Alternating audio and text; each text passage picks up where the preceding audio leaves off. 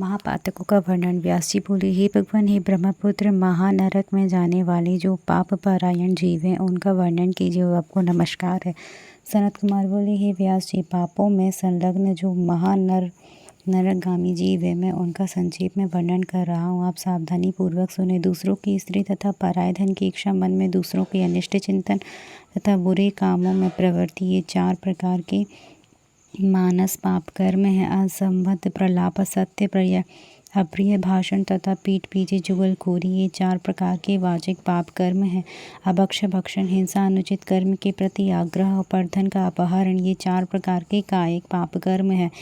इस प्रकार ये मन, वाणी, शरीर रूप साधनों से होने वाले 12 प्रकार के पाप कर्म कहे गए। अब मैं इनके संदेह भेदों का वर्णन करता हूँ, जिनके अनिष्ट परिणामों का कोई अंत नहीं है। जो संसार समुद्र से पार करने वाले महादेव की निंदा करते हैं, नरक समुद्र में पड़ने वाले उन लोगों को महापाप लगता है। जो उन्मत्त होकर शिव ज्ञान के उपदेशक तपस्वी गुरुओं और पितृजनों की निंदा करते हैं, वे नरक समुद्र में जाते हैं। शिव निंदा करना, गुरु निंदा करना, शैव सिद्धांत का खंडन करना, देव द्रव्य का अपहरण करना, द्रज द्रव्य का नाश करना, मूर्खता व शिव ज्ञान विषयक पुस्तक का अपहरण करना, ये 6 अनंत फल देने वाले महापातक कहे गए हैं।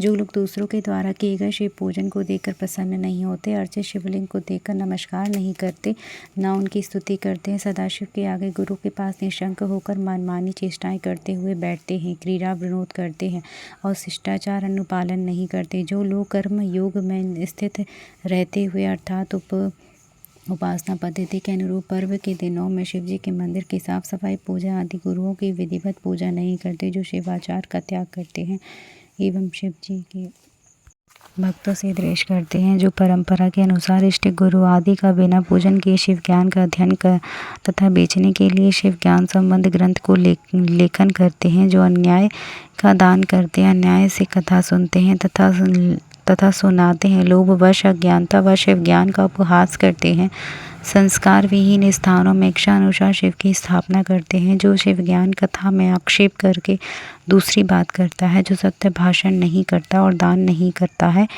जो अपवित्र रहकर अपवित्र स्थान में शिव कथा का वाचक तथा अथवा श्रवण करता है, जो गुरुओं की पूजा किए बिना शास्त्र का अध्ययन करना चाहता है, भक्ति भाव से उनकी सेवा तथा आज्ञा पालन नहीं करता, उनकी आज्ञा का आदर नहीं करता तथा उत्तर देता है, गुरु कार्य को असाध्य कहकर उसे आक्षेप करता है, जो पाप परायण व्यक्ति, रोगी, अशक्त, परदेश गए हुए अथवा शत्रुओं से प्रताड़ित गुरु को छोड़ देता है, जो उनके भार्या पुत्र तथा मित्र की अवज्ञा करता है, इसी प्रकार श्रेष्ठ कथावाचक धर्मोपदेशक गुरु की भी आज्ञा नहीं मानता। हे मुनि श्रेष्ठ, ये समस्त कार्य शिव निंदा के समान महापातक कहे गए हैं।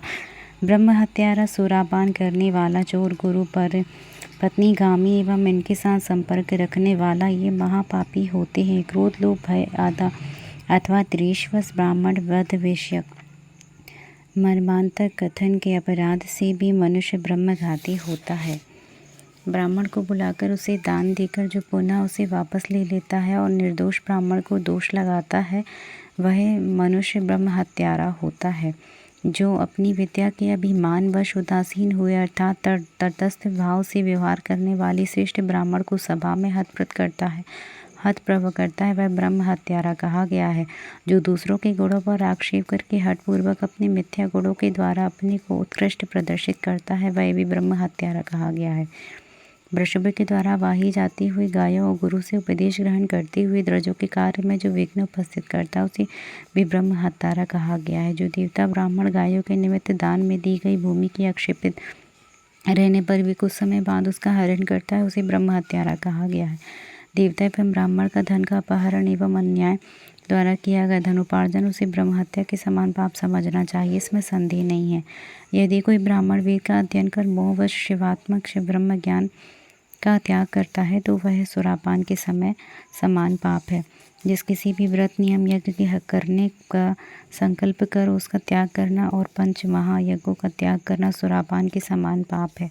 माता पिता का त्याग करना, झूठी गवाही देना, ब्राह्मण से मिथ्या भाषण करना, शिव भक्तों को मांस खिलाना, अभक्ष्य का भक्षण करना और वन में निरपराध प्राणियों का वध करना, ये सभी ब्रह्म हत्या के ही तुल्य हैं।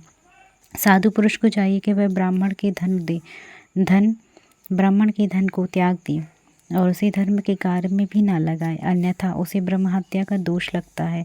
दीनों का धन हरण, स्त्री पुरुष, हाथी घोड़ा, गाय, भूमि, चांदी, वस्त्र, औषधि, रस, चंदन और गुरु, कपूर, कस्तूरी, रेशमी वस्त्र वस्तुओं का ब्राह्मण के द्वारा बिना आपत्ति के जानबूझकर किया गया विक्रय, अपने पास में रखी गई धरोहर का अपहरण करना, यह सब सुवर्ण की चोरी के समान माना गया है। विवाह के योग्य कन्याओं को योग्य वर को न प्रदान करना, पुत्र मित्र के स्त्रियों से बहन से कुमारी के साथ गमन करना, मद्यपान पीने वाली स्त्री से संसर्ग करना, समान गोत्र वाली स्त्री से संसर्ग करना, गुरु की भार्या के साथ गमन करने के समान कहा गया है।